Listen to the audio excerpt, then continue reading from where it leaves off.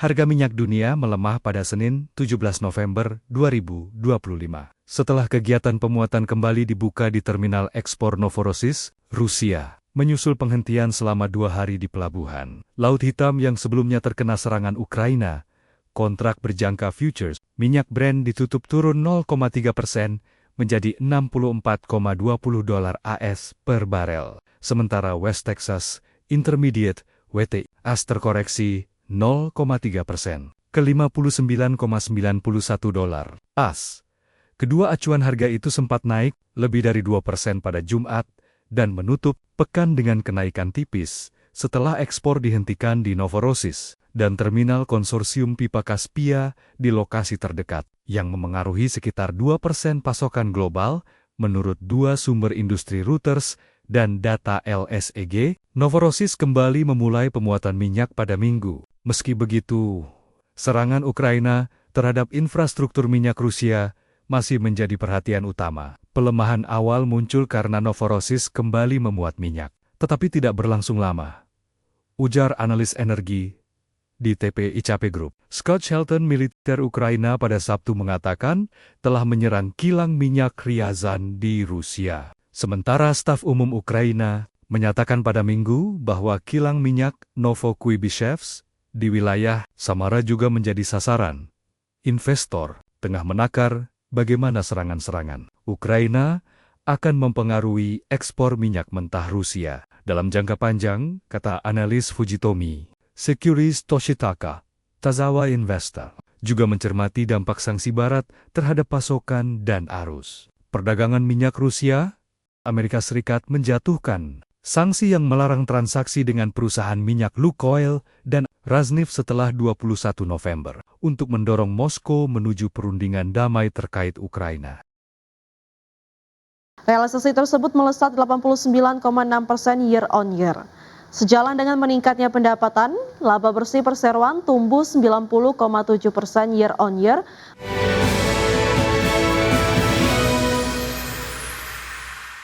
Terima kasih Anda masih bergabung sama kami. Pemirsa, PT Harta Dinata Abadi Tbk membukukan volume penjualan emas murni sebanyak 14,79 ton sepanjang Januari hingga September 2025 atau melonjak 29,6% secara tahunan. Ya, volume penjualan tersebut lebih besar dibandingkan dengan realisasi sepanjang 9 bulan di tahun 2024 lalu. Di sisi harga, perseroan mencatat terjadi kenaikan rata-rata harga jual yang melonjak sebesar 46,3%, seiring dengan tren kenaikan harga emas global sepanjang 2025. Oleh karena itu, perseroan berhasil mengantongi pendapatan sebesar Rp25,19 triliun hingga September 2025. Realisasi tersebut melesat 89,6% year on year.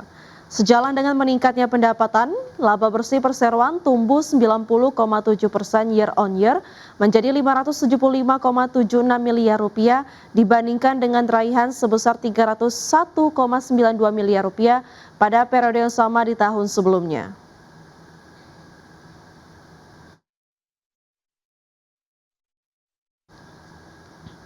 Pemirsa, PT Medco Energi Internasional Tbk memproyeksikan produksi minyak dan gas bumi mencapai 155 hingga 160 MBOE/PD sampai akhir tahun 2025. Ya, proyeksi tersebut akan turut dikontribusikan oleh produksi dari blok koridor usai perseroan menyelesaikan akuisisi Fortuna International.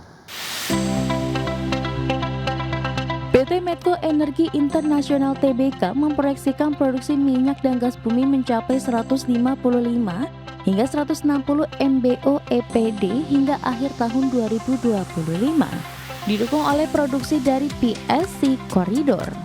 Direktur and Chief Administrative Officer Medco, Amri Siahaan, mengatakan bahwa peningkatan tersebut ikut dikontribusikan oleh produksi dari blok koridor setelah Medco Energi menyelesaikan akuisisi Fortuna International yang memegang hak kepemilikan tidak langsung sebesar 24% di PLC Corridor. Sepanjang 2025, Medco E&P mencatat sejumlah upaya peningkatan portofolio, antara lain pengembangan lapangan migas Coral dan Terubuk di Zona Natuna-C Blok B. Kemudian penyelesaian akuisisi 24% participating interest di koridor PLC dari Repsol INP, serta pengambil alihan 45% participating interest sekaligus hak pengelolaan di Saka Kemang BSI. Melansir kinerja keuangan per 30 September 2025, Medco membukukan laba bersih sebesar 85,64 juta dolar Amerika atau lebih rendah 68,55% year on year. Di sisi top line, Medco mengantongi pendapatan 1,75 miliar dolar Amerika. Capaian itu turun 1,45% dibandingkan pendapatan senilai 1,78 miliar dolar Amerika pada periode yang sama di tahun 2024. Berbagai sumber, IDX Channel. PT Cikarang Listrindo Tbk atau POWR resmi mengumumkan pembagian dividen interim untuk tahun buku 2025. Nilai dividen mencapai puluhan juta dolar Amerika dan akan mulai dibagikan pada Desember mendatang. PT Cikarang Listrindo Tbk mengumumkan pembagian dividen interim senilai 22,94 juta dolar Amerika sesuai keputusan direksi dan persetujuan Dewan Komisaris pada 12 November 2025.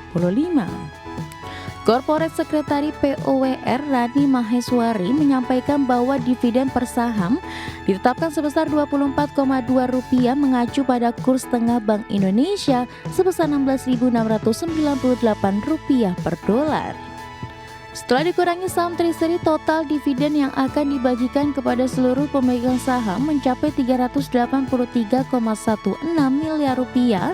Rani menjelaskan pembayaran dividen didasarkan pada kondisi keuangan per 30 September 2025, di mana Persero mencatat laba bersih 57,3 juta dolar, saldo laba ditahan 310,71 juta dolar, dan total ekuitas 721,81 juta dolar.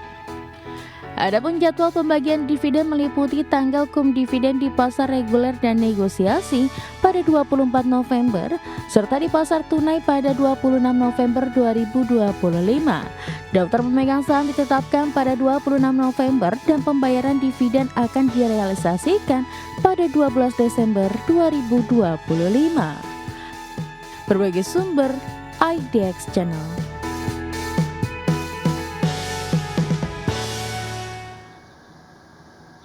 Pemirsa, kami akan kembali dengan informasi menarik lainnya. Tetaplah bersama kami di Market Buzz.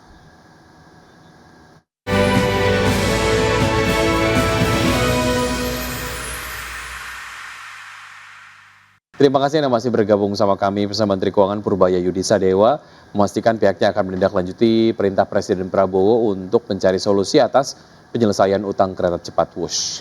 Ya, Purbaya menyebut pemerintah kemungkinan akan lebih menanggung beban infrastruktur WUS. Menkyu Purbaya Yudi Sadewa menegaskan pembagian tanggung jawab dalam proses restrukturisasi utang proyek kereta cepat Jakarta-Bandung atau WUS merupakan keputusan final untuk solusi utang WUS antara pemerintah dan Badan Pengelola Investasi Danantara. Menurut Purbaya, arahan Presiden Prabowo menunjukkan adanya kemungkinan bahwa pemerintah akan menanggung biaya terkait pembangunan infrastruktur. Sementara nantinya Danantara akan bertanggung jawab atas rolling stock atau pengadaan sarana kereta.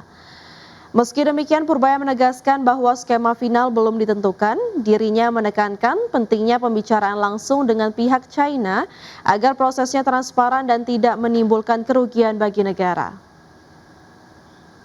Kita akan cenderung belum putus juga, kita akan cenderung membayar jalannya, infrastrukturnya kan. Mau rolling stocknya bukan kita yang itu, mereka yang nanggung. Cuman saya belum mendapatkan atau kita belum sampai kesimpulan detail seperti apa. Makanya saya bilang kalau nanti mereka diskusi dengan sana, saya mau lihat, jangan sampai saya kerugi amat gitu. Jadi kita lihat yang terbaik buat